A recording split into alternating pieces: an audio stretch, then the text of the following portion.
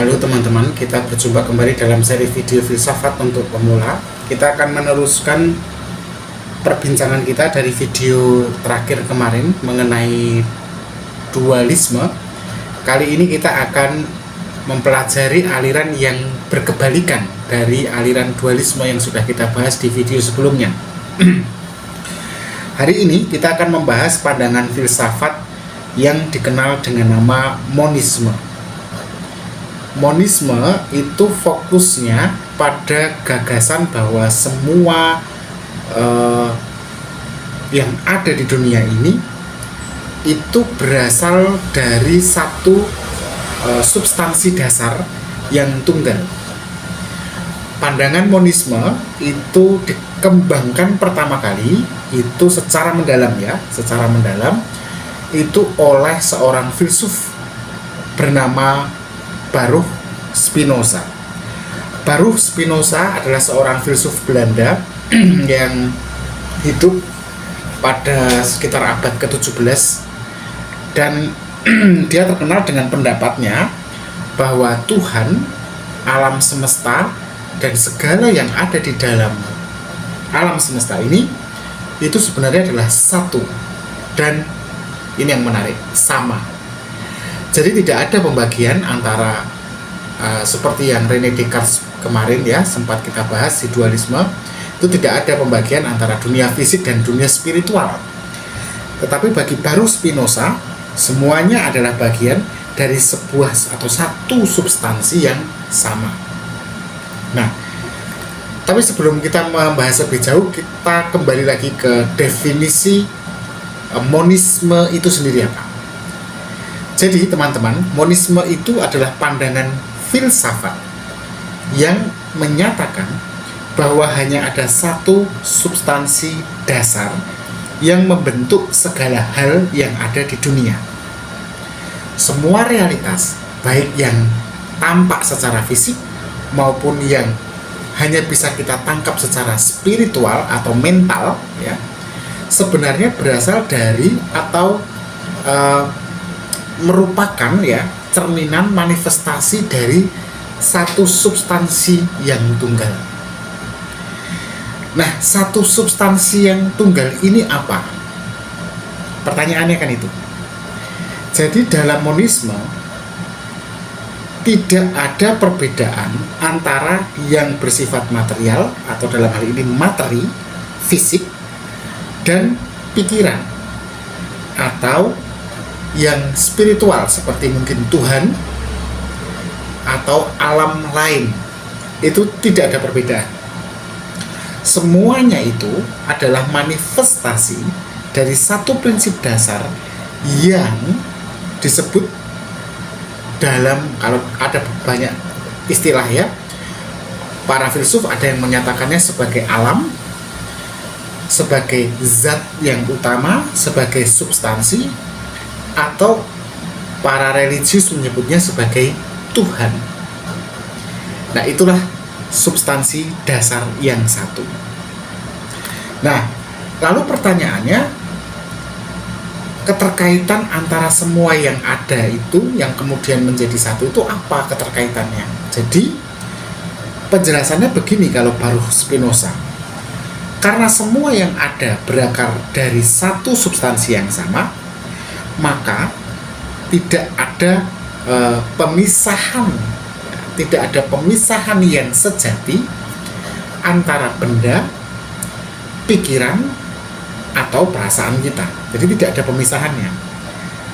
Untuk memudahkannya begini, dengan kata lain, segala sesuatu yang kita alami di dunia ini, baik itu kita alami lewat tubuh kita atau kita alami dalam perasaan kita atau tangkapan indrawi kita atas objek-objek fisik, pada dasarnya semua itu adalah satu dan saling terhubung.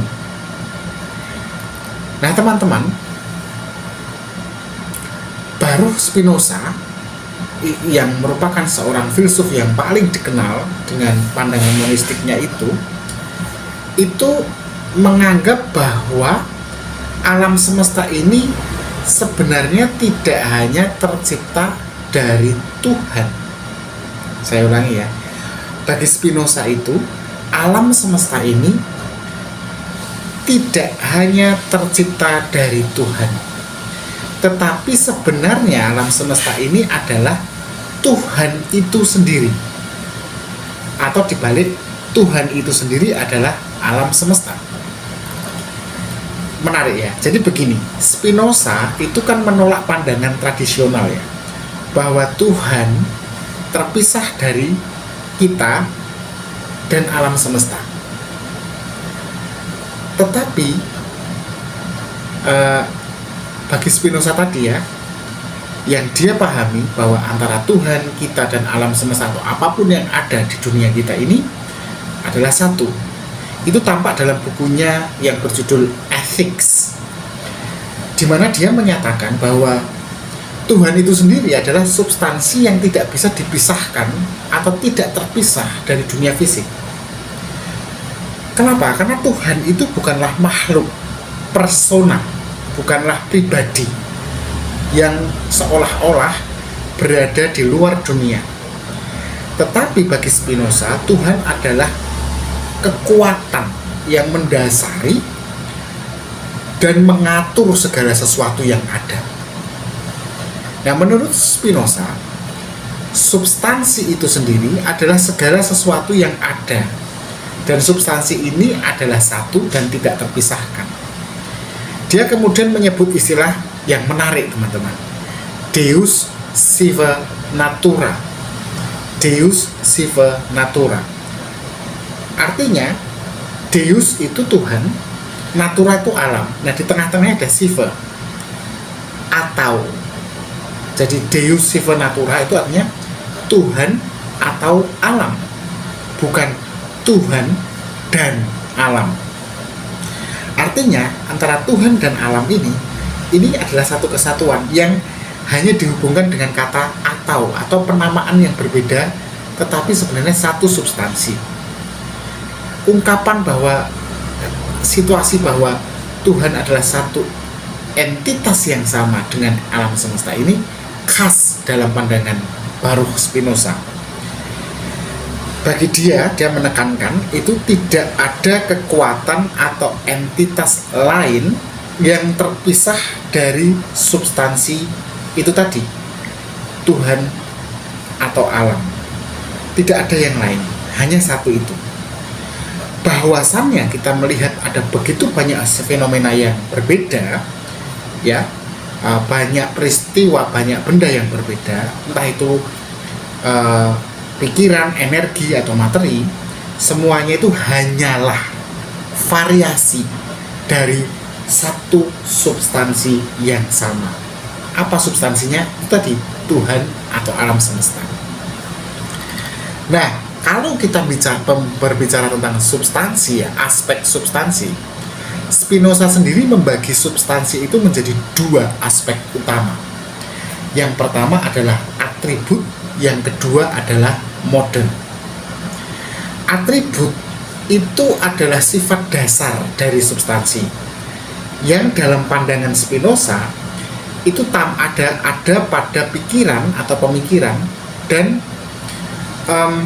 perpanjangan. Perpanjangan itu maksudnya manifestasi dari badan atau materi gitu. Jadi manifestasinya dari pikiran itu, ya, itu atribut. Kalau mode itu adalah manifestasi atau bentuk dari atribut dalam realitas yang kita alami. Ya, jadi Spinoza itu membagi substansi itu menjadi dua, atribut dan mode. Ya. Nah, itulah yang membuat segala yang berbeda itu ada variasinya. Variasi dari substansi yang sama. Nah, substansi itu apa? Ada atribut dan mode. Atribut itu adalah sifat dasar dari substansi yang isinya adalah pemikiran dan badan atau materi, dan mode adalah cara dari atribut itu termanifestasikan, ya, dalam realitas yang kita alami. Nah, teman-teman, Spinoza kemudian mengemukakan ya beberapa argumen untuk mendukung pandangannya tentang monisme. Dia argumen utamanya begini, segala sesuatu di dunia ini berasal dari satu substansi yang sama. Kita sudah bahas itu. Tapi mari kita elaborasi menjadi dua bagian dulu ya. Dia sebenarnya punya argumen, dari argumen segala sesuatu di dunia ini berasal dari satu substansi yang sama, itu ada argumen tentang penyatuan segala sesuatu, tapi juga ada argumen kedua mengenai keberadaan Tuhan atau alam semesta. Kita mulai dari yang argumen pertama. Argumen pertamanya, argumen mengenai penyatuan segala sesuatu.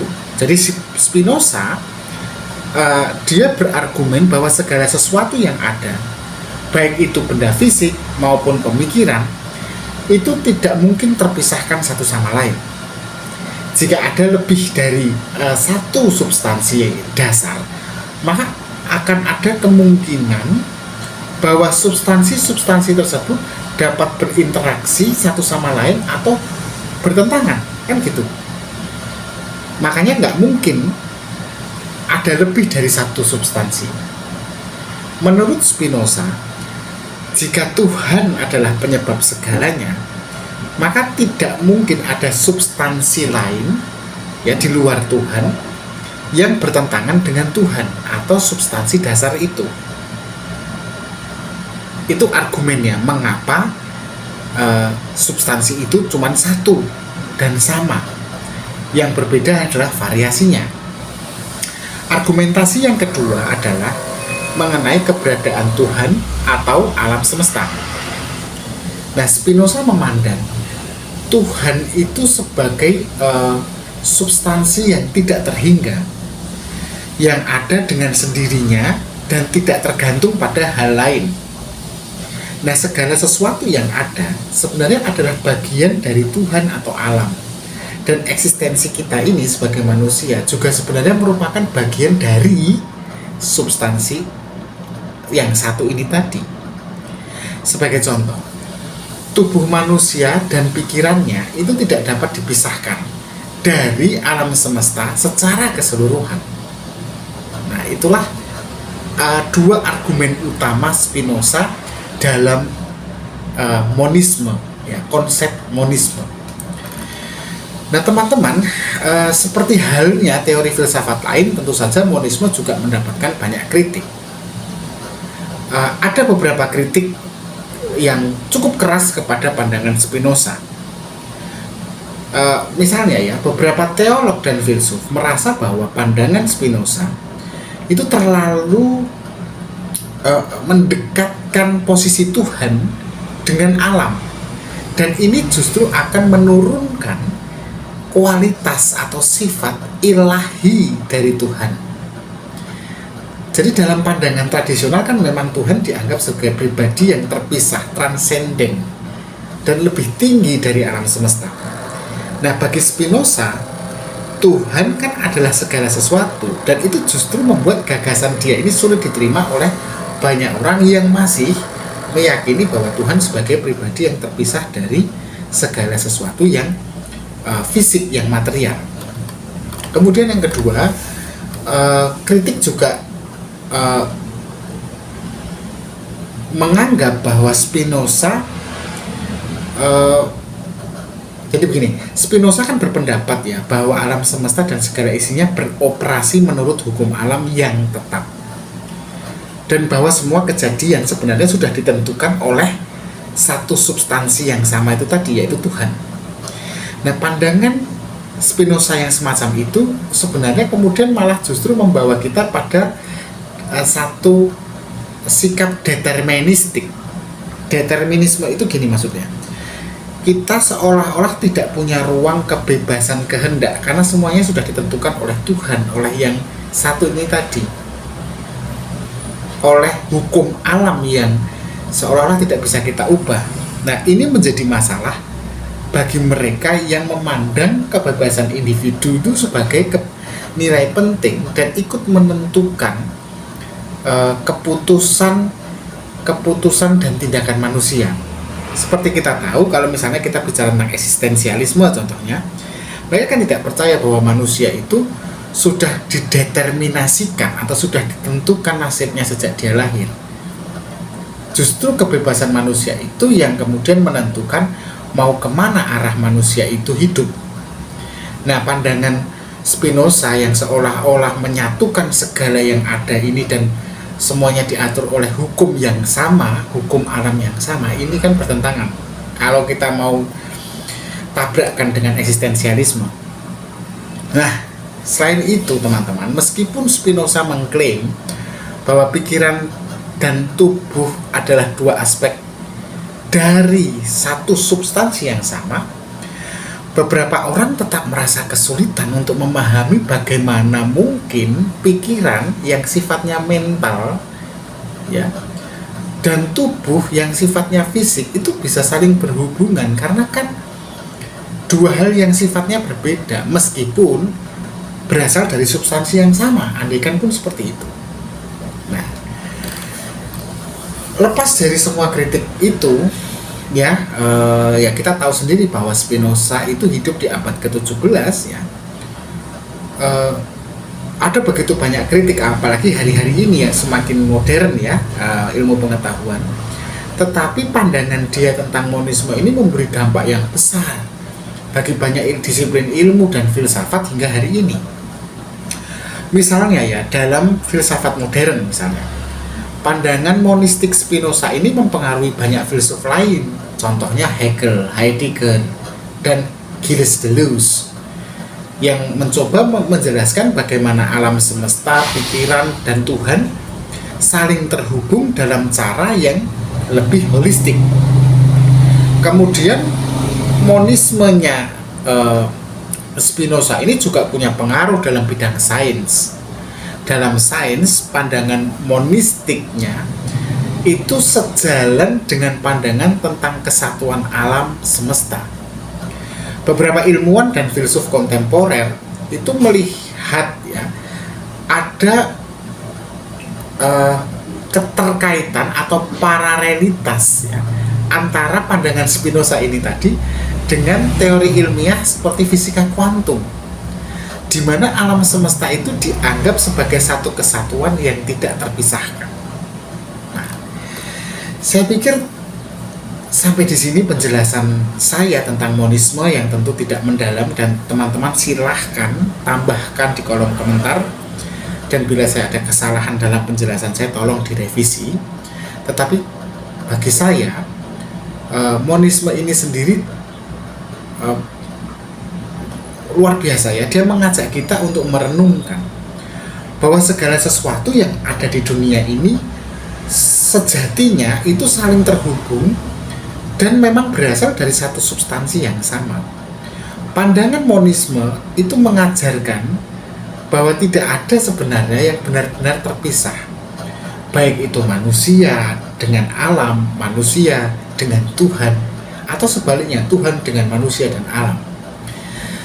Sebagai manusia, kita menjadi bagian kan dari alam semesta yang begitu besarnya, dan pemahaman itu sebenarnya bisa mempengaruhi cara kita melihat diri kita sendiri dan hubungan kita dengan dunia. Seperti misalnya kita kalau jangan merusak alam gitu, itu bukan karena kita dua entitas yang berbeda. Kalau kita merusak alam itu sama dengan kita merusak diri kita sendiri. Kalau kita